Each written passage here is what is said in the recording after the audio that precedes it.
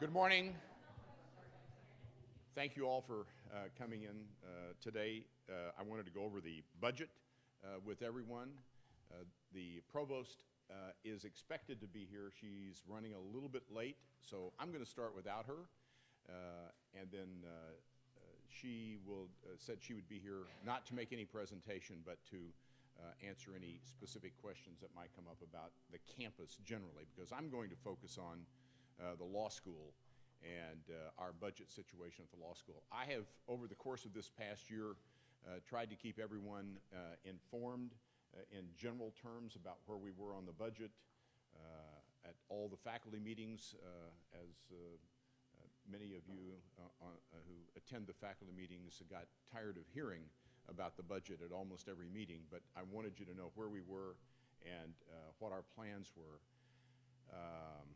With the staff, I met with the staff in May to talk about what our plans were. But this is a little more refined version of that, or as refined as it can be, given the sometimes fluctuating nature of the budget. So let's start out with where we are on campus as a whole, and that is that all the deans were asked to plan for a 12% budget reduction in their permanently recurring funds. And so that's what we have done, is plan for that. And then talk about the effect it was going to have on us, the changes we would have to make. And so every dean has done what I've done and submitted a plan to the provost for approval. And as far as we know, our plans have all been approved as we submitted them. If we didn't hear back, and we didn't hear back on ours, so I'm confident that what you're going to see is how it's going to operate. I've kept Dean Lidsky informed about this process, so she's seen everything that's gone on and is aware of what the plans are, and we're happy that she was able to join us today. So why don't I just get started, and then at the end of this, or maybe even in the middle of it, if there are questions, please feel free to ask, and I'll try to be responsive to what your questions are. So let's start with what has happened here at the law school. And this sort of summarizes where we are. We have a $1.2 million decrease in our budget for next year over the current year. That's what we have to plan for. That's 12% of our budget. KJ. How much did we have to reduce in the prior years? This isn't our first budget? Oh, no. There have been budget reductions that have occurred in prior years. Welcome. I went ahead and just got started without you. I didn't want to miss a word, Anyway. This is Provost Garnet Stokes, for those of you who don't know. Thank you for being here, I'm Provost. happy to be here. And Interim Chancellor, I should say, Garnet. For a moment. For a few more days, weeks. So the question that you've raised, KJ, is did we have budget reductions before this? And the answer is yes. Alicia, you can help me. 5 in the current year. And yes. 2, 2, and 5 is what the reductions have been over the past 3 years. So we're getting pretty close to where we were to a 20% reduction in the money that comes to us. That's pretty close, yes. Mm-hmm. But this 12%, which is $1.2 million for us, we had to find a plan to incorporate that in the next fiscal year, FY18. So our plan ended up being this, short-term cuts and then longer-term cuts. And I'll talk about each one of these. At the top, you'll see $15,000, which is a reduction in what we've been putting into the the Innocence Clinic. We negotiated a different rate. We pay a person who works for UMKC to teach the course here, and we negotiated a lower rate than what we were paying in the current year, and we're saving $15,000 by doing that. This next line, academic program service reductions, faculty, that represents Melody's position, which is not being filled for, well, it is permanently reduced. If it gets filled in the future, it will be to savings that we may accrue in other ways. And the next line is the staff reductions. That represents 2 individuals, one in IT and one in the dean's office, who left for other positions, and we have not refilled those positions. Those duties got redistributed and are currently in the process of being redistributed. The third item, part-time, that represents some adjuncts that we've had working for the past several years. A portion of the salary of an individual who was at the Truman School, who left the university and who taught a course for us. Phil Peters, some other individuals who we have had teaching as adjuncts, and we're not offering those courses, or we've got our own faculty to teach those courses for the next year. So that was the change that occurred there. With the reduction of the legal research and writing position and those adjunct positions, that means that there are a few fewer courses being taught, but none of them are core courses, and they won't have any substantial effect upon our curriculum. There will, of course, be fewer courses, which means the breadth and the depth of the courses that we offer may be affected to some degree, but not the core. The core curriculum is not affected, and what I consider the next layer of courses, which are those that are what most people end up taking while they're in law school, the bar courses and the like. So those figures, those first 4 figures, are reductions that we have taken. The next 2 figures are additions, new revenue that we hope to generate. $35,000 of new revenues coming from additional CLE courses, mediation training courses, and the like.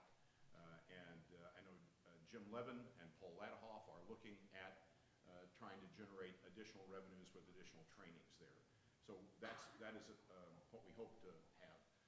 The next figure that's on there, the $7,000, was that may be ephemeral, and what I mean by that is the change in the way IT is being charged to the individual units is changing this year. We originally thought we were going to have a $7,000 reduction. They now tell us we may have a $5,000 increase.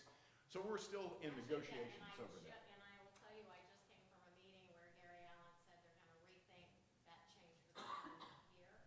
So Good.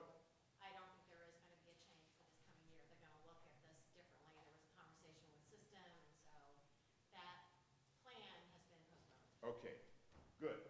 That means that 7 is probably 0 in that situation. I'll get back to the mic. Sorry. I was wandering off. Thank you for reminding me, Casey. So we're dealing with some little minor margins on the issues here in some cases. This figure here is the big figure, and that's $729,000, and that's the use of our reserves. And the last item there is half of a salary for a person who will be retiring midway through this next academic year. We pick up the other half of that salary in FY19, and that reduces what our permanent figure is that we're going to have to deal with over the next 3 years to $695,000. So short term, we have about $500,000 of permanent reductions or increases in income. And longer term, we have to find the other $695,000, $700,000 over the next 3 years. So next year, permanent reduction with reserves making up the difference right there. We're anticipating that over the next 3 years, we'll have a sufficient number of retirements, primarily on the faculty side, to meet the rest of the money that we have to find in order to cover the $1.2 million reduction. One of the things that we have tried to make sure of is that we wouldn't have any individuals that would be laid off or jobs lost. And I met with all of you on the staff earlier and assured you that the plan that we'd put together did indicate that we would have no layoffs or job losses for next year. What happens after next year depends upon what happens right, whoops, wrong one, back. What happens right here with the 695,000 in the retirements. So if we have, let's say we had a retirement next year and that knocked off 200,000, then we'd still be into reserves for $400,000, assuming nothing else happened. If we had a retirement the next year at 200,000, our retirements that equal that, that would again reduce that figure, and but still going into the reserves for the difference. But by the end of year 3, just based upon some projections and looking at past history, that's a very reasonable approach that we've taken toward incorporating that. And so the expectation is that we will make that up over with faculty retirements.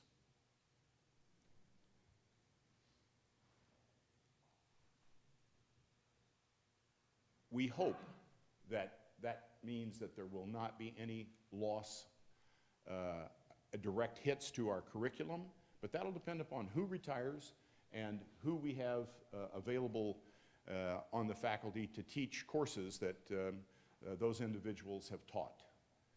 So to the extent that they're core courses, we'll have to have individuals either pick up those courses from the faculty, or in some cases, if that's just not possible given the faculty that we have, we may have to consider rehiring some, or not rehiring, or hiring someone, or hiring an adjunct or two to cover those courses. So that's what we're working with in terms of the overall budget. To give you a feel for what, well, that's what we're dealing with, I won't move too far away, Casey. Oh, a question that has come in. All right. So the question that has come in, before I move on a little further in the budget, is are we anticipating any additional cuts next year?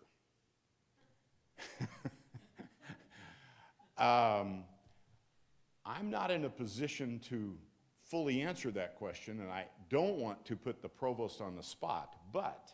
Well, this is the question I get asked. Right.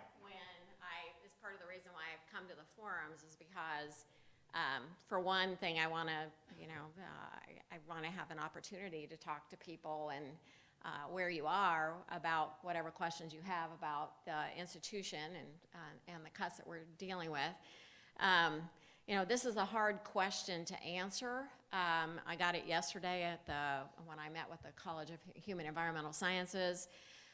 We've taken a pretty substantial cut in the current year.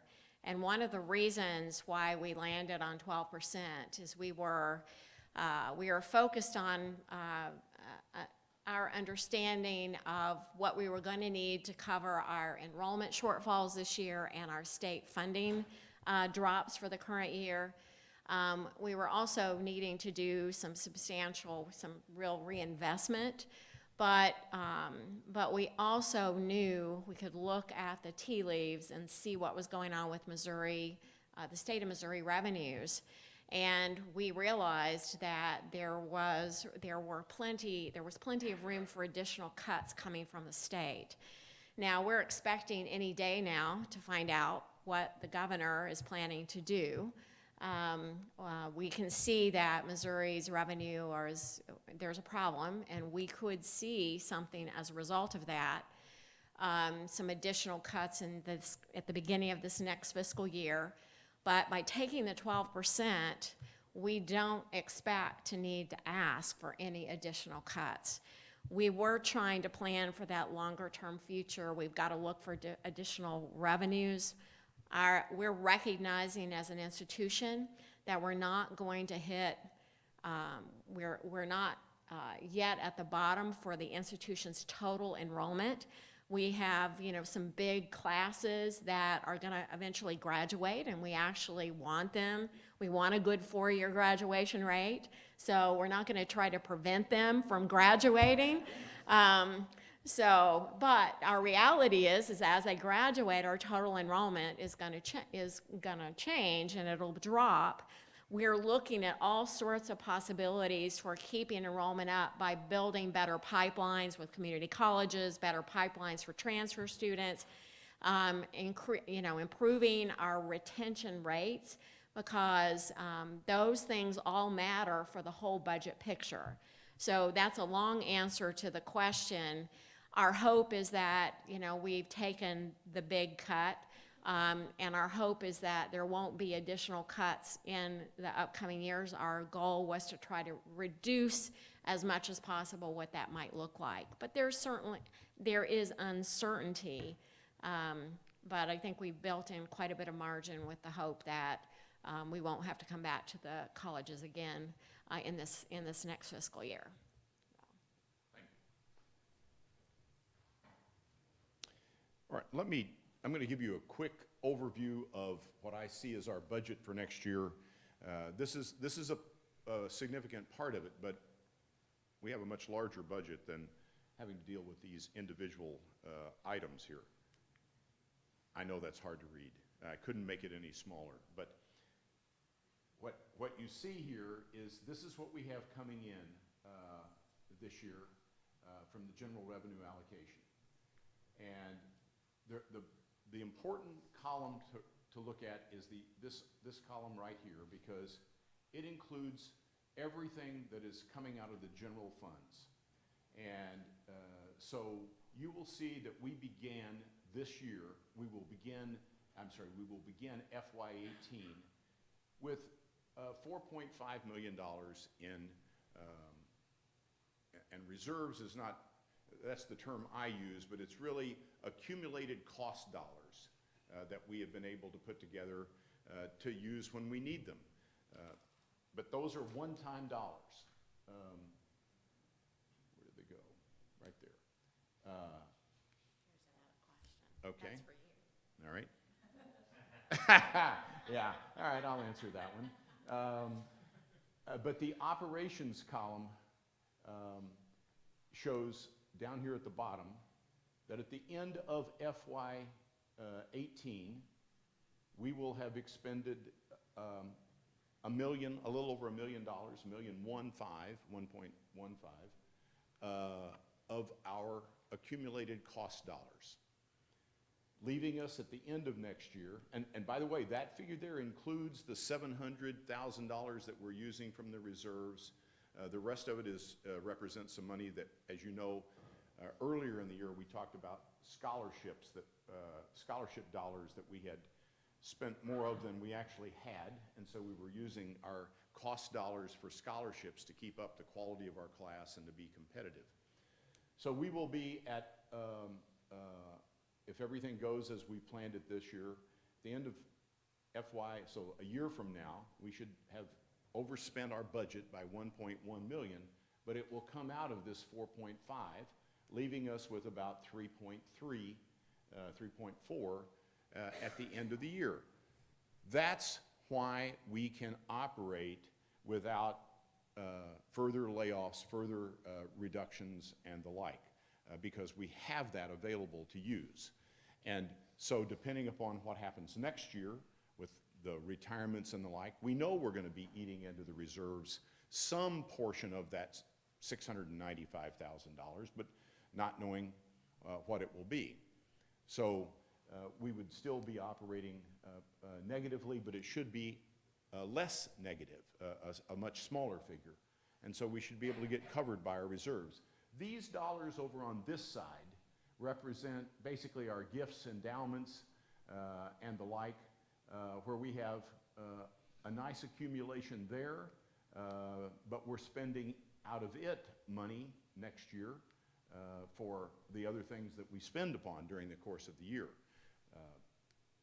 These figures are going to fluctuate quite a bit over time because depending upon how much we have in terms of scholarships and in terms of other activities that go on during the course of the year. That's the private funds, the money that comes out of the private funds, because that's almost all over there in that column, private dollars. We have very little in terms of grants and contracts, as you can see, and auxiliary operations is next to nothing. So most of it comes out of gifts, annual gifts, and endowment income.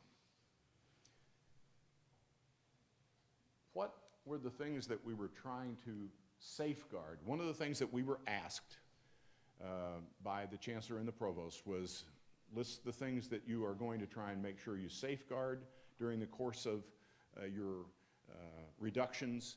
What are you going to invest in if you are going to have any investments? And then what are the things that you're foregoing or giving up? And I've talked a lot about what we're foregoing or giving up, and I want to talk for a minute about, from my perspective and the planning perspective, what did we want to make sure that we preserved? Admissions. As you know, law schools have been in really a declining admissions situation since 2008. And nationally, numbers are down as much as 40%. We've taken our reductions in that too. We've gone from an entering class of 150 to one this year of just slightly over 100. That's the new normal for us in law schools. And we're not alone. This pattern is being followed throughout the country. We did that for reduce the number of entering students for a couple of reasons. One, because the pool had gone down, the front end pool, and then the back end pool for graduates. There had been issues there. We wanted to make sure that our graduates got jobs, so we reduced those numbers, and we wanted to maintain the quality of our class, and we've been able to do that. We've been able to keep the quality of the class essentially what it has been for a number of years. That will continue to be a struggle over the next 2 or 3 years, because you do that by providing scholarship dollars and excellent teaching and good programming, which we have. Scholarship dollars, that'll be the challenge. So we wanted to preserve the admission staff in operation, student scholarships, preserve that without trying to cut into them. Placement and career services. So the front end pipeline, the applicant, in increasing the applicant pool and the yield from the applicant pool. On the back end, making sure that our students have got the services and support that they need to get the jobs that are out there, and that they're competitive with other students in the country. And then we want to be able to make sure that we can comply with the ABA mandates on experiential learning.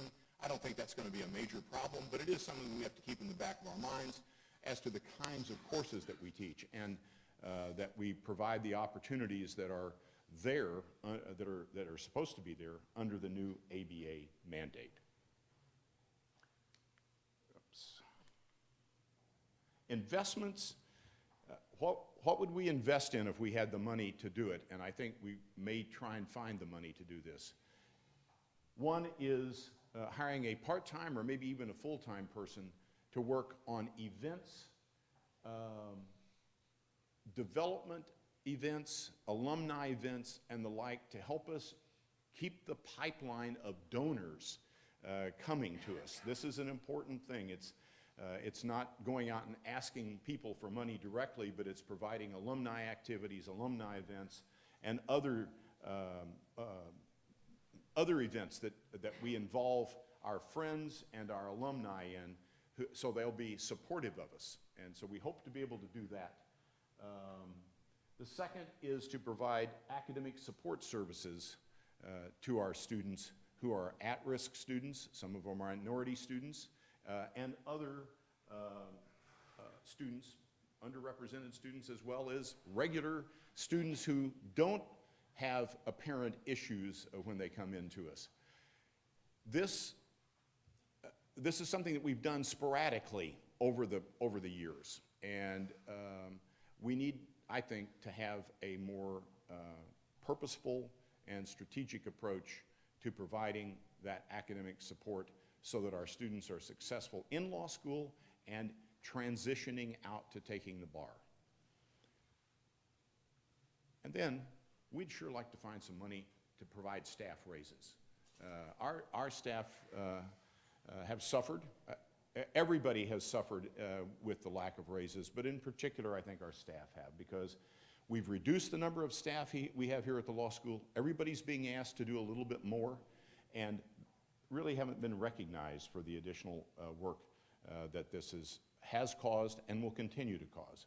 So that's an investment opportunity that I would hope that we could find in the next couple of years. The last one I've talked about, what we had to forego or reduce, and that's the adjunct positions, the faculty position, the staff support positions in the dean's office, the IT support, and a retirement that will be occurring in the library. Right now, none of those positions are going to be refilled. That's how we get the $400,000 to $500,000 that you saw on the first page. So that's a summary of where we stand with the budget. I'm open to any questions that you have, but I see that I did get a question here that someone sent in. I'm suspecting it was a faculty member who was online watching this. It says, will there be cuts to the faculty support like travel expenses?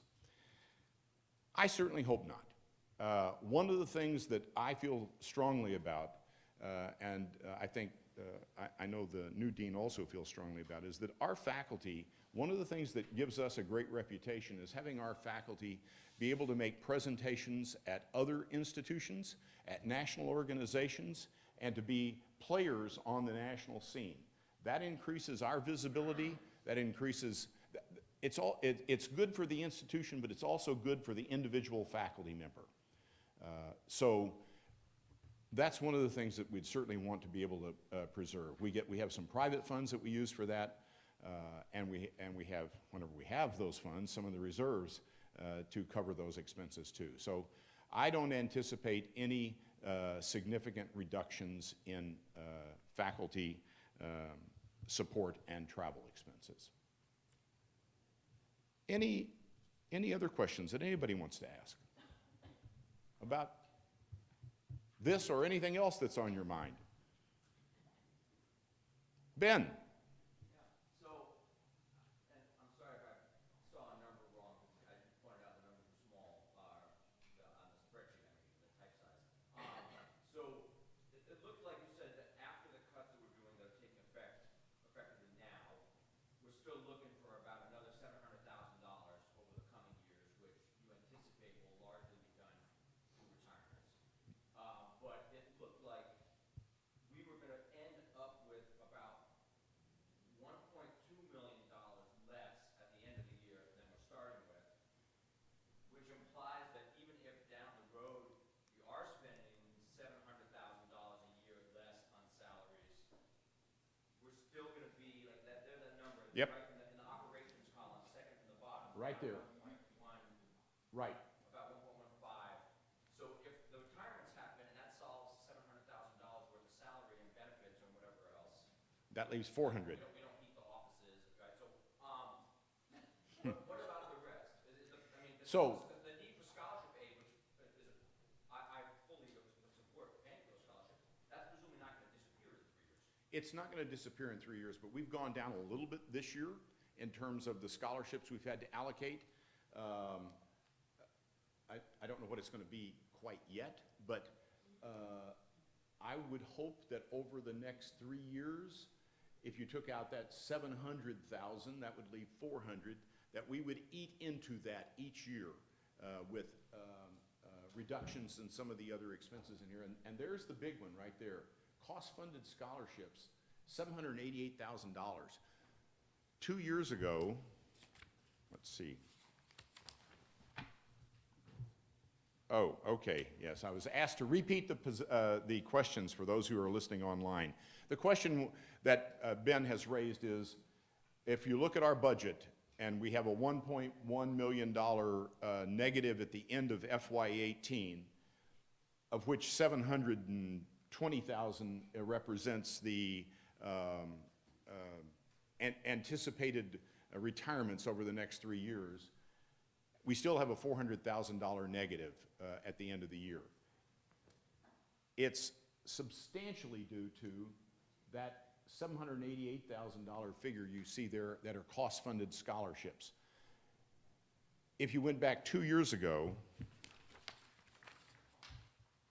and looked at what we were spending in that same category, I'll get those in just a second. Well, actually, the FY16 actuals, that figure was $102,000, okay? So we significantly committed to scholarship expenses that I hope that we can cut into over the next few years. Yes?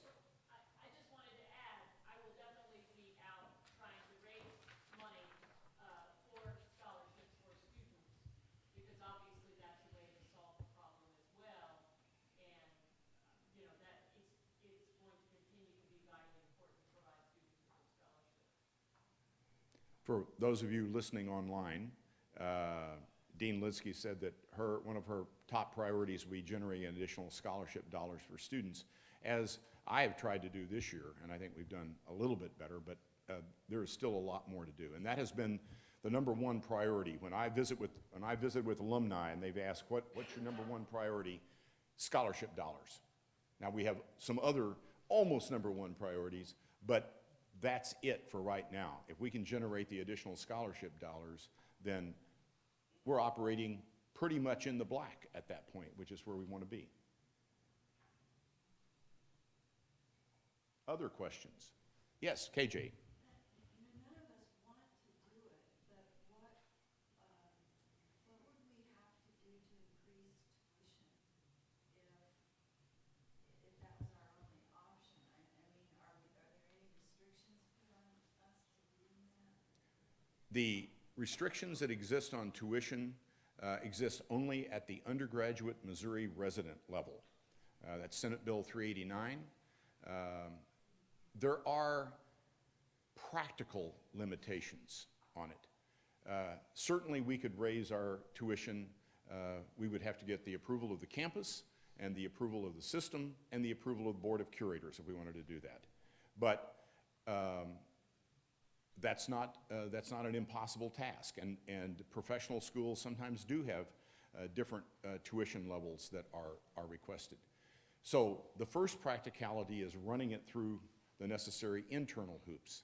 But the next practicality is, how do we then compare with our competitors? And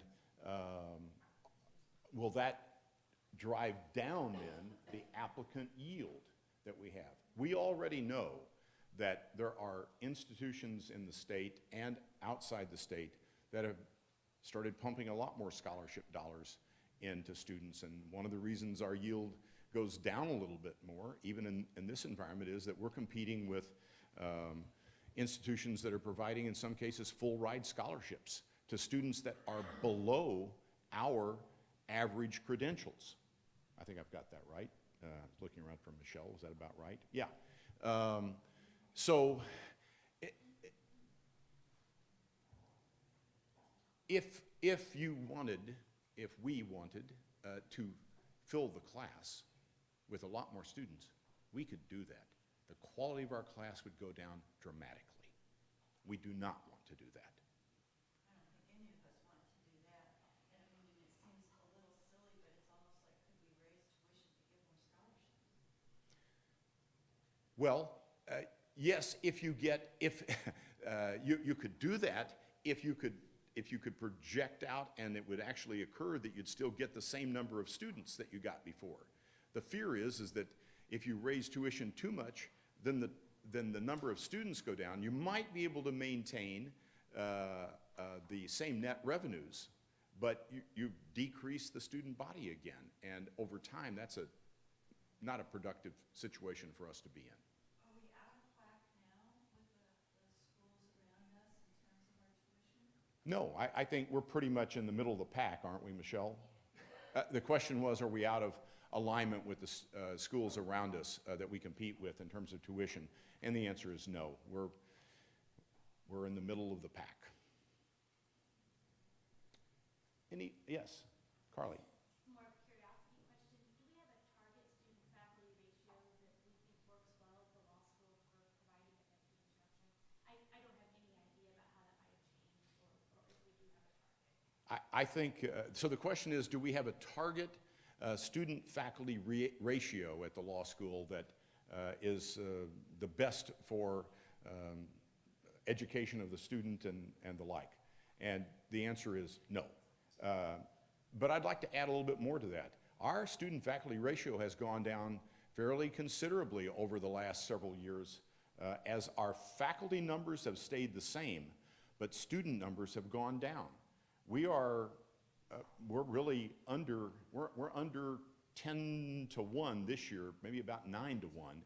And many schools are in the 15 to 1 ratio, which is a darn good ratio, right? So I think we've got lots of flexibility there. That's why with the faculty retirements that occur, we'll see the student-faculty ratio creep back up a little bit, but it's not going to go to a 25 to 1 ratio or something like that, which might be problematic. So if we were able to get our students up to 135 again over the next few years, that's a great increase in tuition, which I assume mostly goes to across the street, right? But it would also mean we probably want more faculty, especially in legal research and writing, but in other classes, if all of a sudden we're dealing with student 135 again, if we can get there. The question is, or the statement is, if we get our student numbers back up to 135 or thereabouts, then we should hire more faculty, or should we hire more faculty, or should we hire maybe different kinds of faculty? I know there's great concern about the loss of the one position in legal research and writing. I think we're going to be able to handle that this next year and beyond, but certainly if the numbers go back up, that would be a position that we would want to look at in terms of filling. But it doesn't necessarily mean that other openings would be filled. Are you going to answer the part of the question or respond to the part of the question about where all the tuition goes? Yes, I'll attempt to do so. Just curious. We have been very fortunate here at the law school over the last several years in that our tuition numbers have gone down, and there has been no direct correlation with that. Our student numbers have gone down, and there's been no direct correlation between that and the allocation that comes to us from the campus. In other words, the campus has been one of the biggest supporters of the law school by participating in the decrease in tuition revenues. We don't operate under a system here where X number of dollars come directly to the law school based upon a head count basis. If we did, we would be in dire straits. I will just tell you that. So we've had a great partnership with the campus in terms of how the monies are handled. I'm sure, and I know that the campus will be looking at other models. We've talked about it for years and years and years, and sooner or later some other model will come forth that will take into account a whole variety of things related to costs, related to student credit hours generated, and the like. But until that time, we have benefited by the support from the campus. And I say it because I know it and I believe it to be true, and I've seen it happen. Because when I was sitting in the provost's office, it was important that we had that partnership with the law school. Any other questions? Yes, KJ. All right, last one. You've been here so very long. Wait, don't make it sound quite that way. You've been here so very long,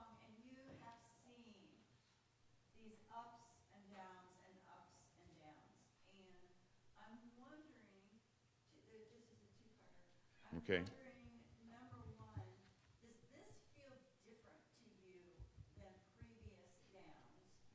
And based upon the ups and downs, do you have lessons that you think we should use that would make this an even better institution in light of what we're going through? So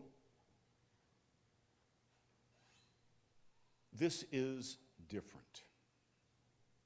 The question is it different now than the ups and downs that we had in the 80s and the 90s and earlier? This is different. It's different in a variety of ways. One, since 2001, 2, that period of time, the amount of money allocated by the state to to higher education and therefore to the University of Missouri has went down and then kind of inched back up a little bit, but we've not yet, or if we did reach it, it was only for an instant, the 2001 dollar appropriation to the universities in this state. So we've seen a long period of decreased support for higher education. In that sense, we are not significantly different than many other states. Now, there are some states where it's been less and some states where it's been more, but the pattern that we have there is one of a long-term lack of support to higher education. Doesn't pay to get into the reasons why that has occurred, but it has occurred. So we have that. We have the events of 2 years ago, which no matter how you slice it or dice it, we knew our numbers were going to go down on campus due to demographics. We'd planned on a 300-ish decrease in the entering class due to demographics. Well, that didn't explain the 1,500 decrease that we had in the entering class. And I'm talking about the undergraduate, because that's what drives the budget, is the undergraduate enrollments. That's where the big money comes in. Those events are going to take a while to get past. They didn't directly affect the law school, but they have indirectly affected the law school. We have anecdotal evidence that there are some students who aren't coming because of the general reputation of the university, not the reputation of the law school. So our goal is to keep that reputation as high as we can at the law school. And we do our part, and that will help. I've had these questions from alumni and the like. So yes, it is different. I think it is different in the sense that, let me throw one more thing. Those were two, but there's the third part that's different, and that is a significant decrease nationally in the number of students who are going to law school. That's the other factor that has changed. Now, there have been little blips and the like, but this is an 8-year drop, 9-year drop in enrollments nationally in law school. At some point, that'll bottom out and even out, and it may turn and go back up. Maybe if there's a new TV show on, like The Defenders or Perry Mason. No, I'm really dating myself. Some of the other TV shows that glamorized the legal life. It's amazing how some of those things have a factor. If we have a winning football team and a winning basketball team next year, those factors will be important in terms of generating more undergraduate student enrollments. So, yeah, it is different, but it's not insurmountable. And we have a really good law school here. And we're going to preserve it. Oh, I want to add the part, you mentioned the institutional reputation and its impact on the School of Law. And I wanted to let you know that we will, as an institution, we've recognized this hit to our reputation. And we are actually going to engage a major communication and marketing firm to help us really rebuild that brand. And so there's a lot of work going on at the institutional level related to this, and I wanted you to know that that work is it's being launched. We've hired a firm, and we'll be announcing very soon, really one of the very best in the country that's worked with other universities that have suffered major hits to their brand, like Penn State. And they have also got tremendous expertise in higher education with athletics, including athletics. So I think that we're going to see some really good things happening in the next few months. We're also doing major investments in the work that we're doing with enrollment management and with undergraduate recruitment. And so those are things that we're not going to go back to a day where this university was focused only on growth. Basically, what we had as an institution, and it didn't directly affect you, but as Ken said, indirectly, is we were really fueled, our budget was fueled by growth in our freshman class, and that was the focus of enrollment management. And that was fine for a while, but I will tell you that during that period, we didn't really make the tough decisions as an institution about our budget. The truth is, it's really hard to make those tough decisions when you know that revenue is going up. But in fact, we really needed to be doing some of the strategic thinking for the last few years, and now we're forced to do some of the work because we are dealing with this tremendous downturn in revenue, partly from the state, but even more so driven by the undergraduate enrollment. So what I wanted to tell you is that we're recognizing that situation, and we're very actively pursuing the ways in which we turn this around. And I think in the long run it will benefit the law school as we make some of those investments at the institutional level. So, do that.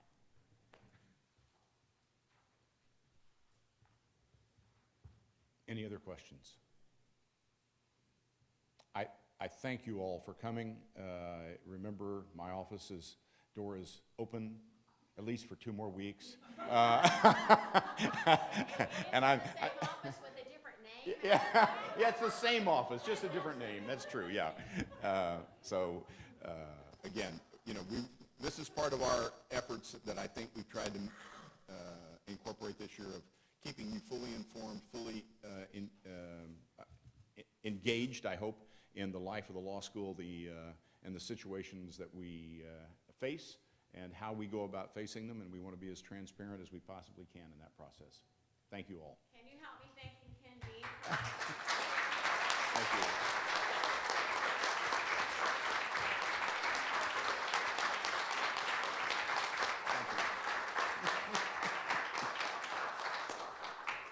All right, back to work.